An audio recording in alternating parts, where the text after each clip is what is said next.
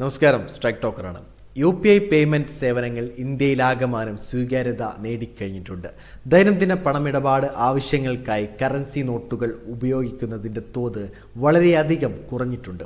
UPI payment ആപ്പുകളിൽ ഏറ്റവും ജനപ്രീതിയുള്ള സേവനമാണ് Google പേ.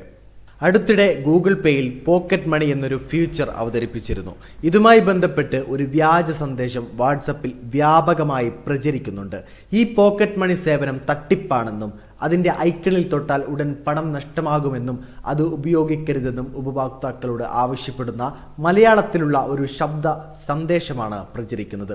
ഇത് ആരാണ് അയച്ചതെന്ന് വ്യക്തമല്ല. എന്നാൽ ഈ സന്ദേശത്തിലെ ആരോപണങ്ങളിൽ കഴമ്പുണ്ടോ? എന്താണ് പോക്കറ്റ് മണി സേവനം? ബാങ്ക് അക്കൗണ്ട് ഇല്ലാത്തവർക്കും UPI ID ഇല്ലാത്തവർക്കും UPI പണമിടപാടുകൾ നടത്തുന്നതിനായി national payment corporation of India the payment ആപ്പിൽ UPI സർക്കിൾ ഫുൾ ഡെലിഗേഷൻ എന്ന സംവിധാനം അവതരിപ്പിച്ചിരുന്നു. ഈ സംവിധാനം അടിസ്ഥാനമാക്കി ഗൂഗിൾ പേ അവതരിപ്പിച്ച ഫീച്ചറാണ് പോക്കറ്റ് മണി. ഒരാളുടെ അക്കൗണ്ട് ഉപയോഗിച്ച് മറ്റൊരാൾക്ക് ഇടപാട് നടത്താനാവുന്ന ഫീച്ചറാണിത്. പ്രധാനമായും കുട്ടികൾക്ക് അവരുടെ പഠന ചെലവുകൾക്ക് ആവശ്യമായ പണം നൽകാനും ഇടപാടുകൾ നടത്താനും ഇതുവഴി സാധിക്കും. ബന്ധുക്കൾക്കും വിശ്വസ്തർക്കും ജീവനക്കാർക്കുമെല്ലാം ഈ രീതിയിൽ ഇടപാട് നടത്താനുള്ള അനുമതി നിങ്ങൾക്ക് നൽകാം. നിങ്ങളോട് ഓരോ തവണയും പണം ചോദിക്കാൻ വരുന്നത് ഒഴിവാക്കാം. ഇതിൽ രണ്ട് രീതിയിൽ പണമിടപാട് നടത്താം. മുൻകൂട്ടി അനുമതി നൽകുക.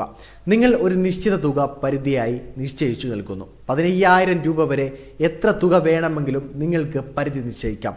ഈ പരിധിക്കുള്ളിൽ നിന്ന് അവർക്ക് ഓരോ തവണയും നിങ്ങളോട് ചോദിക്കാതെ തന്നെ പണം നൽകാം. എന്നാൽ ഒരു തവണ പരമാവധി 5,000 വരെ മാത്രമേ ഇങ്ങനെ അയക്കാൻ പറ്റൂ. ഓരോ തവണയും അനുമതി ആവശ്യം. സെക്കൻഡറി യൂസർ ഒരു പേയ്മെൻറ്റ് നടത്തുമ്പോൾ നിങ്ങളുടെ ഫോണിലേക്ക് ഒരു നോട്ടിഫിക്കേഷൻ വരും. നിങ്ങൾ അത് അംഗീകരിച്ചാൽ മാത്രമേ പണം കൈമാറ്റം ചെയ്യപ്പെടുകയുള്ളൂ. ഇത് തട്ടിപ്പാണെന്ന അവകാശവാദം ശരിയല്ല. പണം നഷ്ടപ്പെട്ടിട്ടുണ്ടെങ്കിൽ ആരോപിക്കുന്നയാൾക്ക് എന്തെങ്കിലും പിഴവുകൾ സംഭവിച്ചിട്ടുണ്ടാവാം. ഗൂഗിൾ പേയിലെ പോക്കറ്റ് മണി ഐക്കണിൽ ആദ്യമായി ടാപ്പ് ചെയ്യുന്നവർക്ക് അതിൽ സെക്കൻഡറി യൂസറെ ചേർക്കുന്നതിനുള്ള ഓപ്ഷനുകൾ മാത്രമാണ് കാണുക.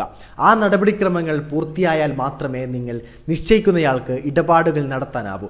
അല്ലാത്ത പക്ഷം പണം നഷ്ടപ്പെടാൻ സാധ്യത ഒട്ടുമില്ല. വീഡിയോ ഇഷ്ടമായി ലൈക്ക് ചെയ്യുക, നിങ്ങളുടെ അഭിപ്രായം രേഖപ്പെടുത്തുക. കൂടുതൽ വീഡിയോസുകൾക്കായി ഈ ചാനലിലൂടെ തന്നെ സബ്സ്ക്രൈബ് ചെയ്യുക. This is strike talk signing off.